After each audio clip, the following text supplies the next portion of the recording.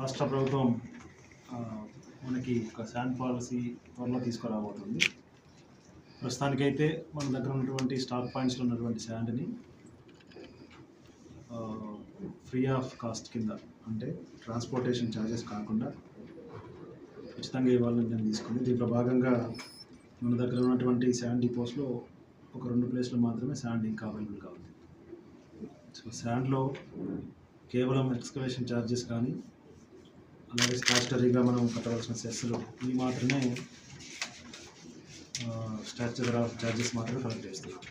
మన దగ్గర చూసుకుంటే ఉన్నటువంటి 2 పాయింట్స్లో ఒక టన్ను ఈ ఛార్జెస్ అంతా కలిపి ఒక టన్ను వచ్చేసి మనకి 192 రూపాయలు పడుతుంది.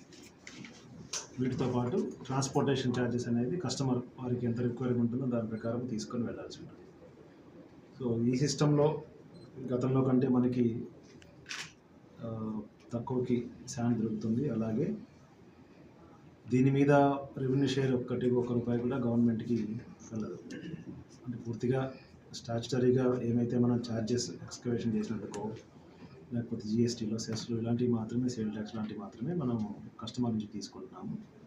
మిగిలినంతా కూడా ట్రాన్స్పోర్టేషన్ ఛార్జెస్ వాళ్ళ యొక్క రిక్వైర్మెంట్ని బట్టి, డిస్టెన్స్ని బట్టి ట్రాన్స్పోర్టేషన్ తీసుకుంటాం. సో దీంట్లో 2 పాయింట్లు అందరికీ మీ ద్వారా తెలియజేసేది ఏంటంటే, శాండ్ డిపోస్ దగ్గర ఉన్నటువంటి శాండ్ని ఒక పద్ధతి ప్రకారం టోకెన్ సిస్టమ్, అలాగే మన రసీదు సిస్టమ్ ద్వారా పెట్టి ఫస్ట్ కమ్ ఫస్ట్ సర్వ్ బేసిస్లో శాండ్ డిస్ట్రిబ్యూట్ చేస్తున్నాము. బట్ అక్కడక్కడ కొన్ని ఇన్సిడెంట్స్ మన జిల్లాలో కాకపోయినా పక్క జిల్లాలో జరుగుతున్నటువంటి ఇన్సిడెంట్స్ని దృష్టిలో పెట్టుకొని ఈరోజు మన ఎస్పీ గారు, మిగతా జిల్లా అధికారులు, జేసీ గారు అందరం ఈరోజు ట్రాన్స్పోర్ట్ అసోసియేషన్ వాళ్ళతోటి, అలాగే రెవెన్యూ డిపార్ట్మెంట్ తోటి ఒక మీటింగ్ పెట్టాము. మైండ్ సెట్ చేయాలి అంతా కూడా. ట్రాన్స్పోర్టర్స్కి వాళ్ళ అసోసియేషన్ వాళ్ళకి చాలా క్లియర్గా చెప్పాము. మనం అసోసియేషన్స్ అందరినీ కూర్చోబెట్టి ఈ డిపార్ట్మెంట్ వాళ్ళు రేట్స్ ఫిక్స్ చేశారు. డిస్టెన్స్ని బట్టి స్లాబ్ సిస్టమ్ పెట్టారు. అది అందరికీ అనుకూలంగా ఉండే విధంగానే, ఎవరికి ఇబ్బంది లేకుండా ఈ రేట్స్ ఫిక్స్ చేయడం జరిగింది. సో దీనికి మించి ఒక్క రూపాయి కూడా అదనంగా వసూలు చేయడానికి ఆస్కారం లేదు. చేసినట్లయితే కఠిన చర్యలు తీసుకుంటాము. ఆ విషయం వారికి క్లియర్గా తెలియజేశాము. కొన్ని చోట్ల అక్కడక్కడ ఇన్సిడెంట్స్ ఉన్నాయి. సో మనము తక్కువ రేటుకి శాండ్ లేదా ఎక్స్కవేషన్ ఛార్జెస్ మనకి తక్కువ ఉన్నా కూడా ఉచితంగా ఇస్తున్నప్పటికీ ఈ ట్రాన్స్పోర్టేషన్ వల్ల రేట్ పెరిగిపోతుంది అనేది కూడా ఒకటి పబ్లిక్ నుంచి వస్తున్నటువంటి ఫీడ్బ్యాక్. సో దాన్ని దృష్టిలో పెట్టుకొని ట్రాన్స్పోర్టేషన్ కిలోమీటర్స్ని బట్టి, టన్నేజ్ని బట్టి డిపార్ట్మెంట్ వారు ఏదైతే ఫిక్స్ చేశారో దానికి మించి ఒక్క రూపాయి కూడా ఎక్కువ తీసుకోవడానికి లేదు. దీంతోపాటు ఎవరైనా కూడా శాండ్ తీసుకోవడానికి మన డిపోకి వచ్చి తీసుకోవాలనుకుంటే నియరెస్ట్ బై సచివాలయం ఏదైతే ఉందో, ఇప్పుడు ఉదాహరణకు మాదేపాడు అనేటటువంటి డిపోలో శాండ్ అవైలబుల్గా ఉంది మనకి. మిగతా చోట్ల ఎగ్జాస్ట్ అయిపోయింది ఒక ప్లేస్లో తప్పితే.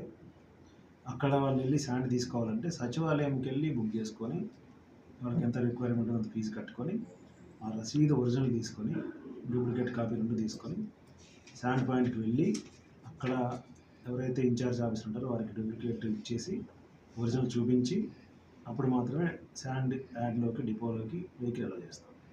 ఇప్పటివరకు ఎలా జరుగుతుంది, ముందే వచ్చేసి వెహికల్ కిలో ఫ్రీ శాండ్ సంబంధించి పోలీస్ పరంగా ఆల్ ప్రివెంటివ్ మెజర్స్ అని తీసుకోవడం జరిగింది.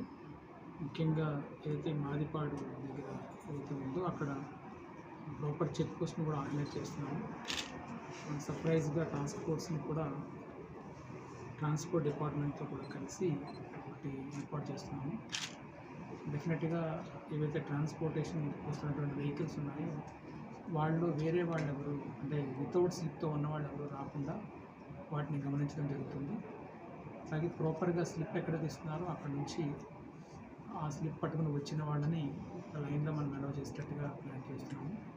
మార్నింగ్ 6 నుంచి ఈవినింగ్ 6 వరకు ఇవి అయిపోయిన తర్వాత ఆఫ్టర్ 6 ఎవరైనా కూడా అక్కడ నుంచి ఏమైనా తీసుకొస్తే దాన్ని ఇల్లీగల్ ఎక్స్కవేషన్గా మేము ట్రీట్ చేసి దాని మీద యాజ్ పర్ యాక్ట్ చర్యలు తీసుకోవడం జరుగుతుంది. సో ట్రాన్స్పోర్టర్స్, అదర్ పీపుల్ ఎవరైతే ఉన్నారో వాళ్ళు శాండ్ కోసం వచ్చేవాళ్ళు కూడా ఈ బుకింగ్ టైమింగ్స్ని, వాళ్ళకి ఇచ్చిన స్లాట్ని గమనించమని, అట్లాగే వెహికల్స్ని కూడా ప్రాపర్ లైన్లో వాళ్ళు వస్తే అందరికీ కూడా సక్రమంగా శాండ్ అందుతుంది కాబట్టి అదేవిధంగా మనం చెప్తున్నాము. ఇల్లీగల్ శాండ్కి ఎవరైనా పాల్పడితే మాత్రం ఖచ్చితంగా స్ట్రింజెంట్ యాక్షన్స్ అయితే తీసుకోవడం జరుగుతుంది.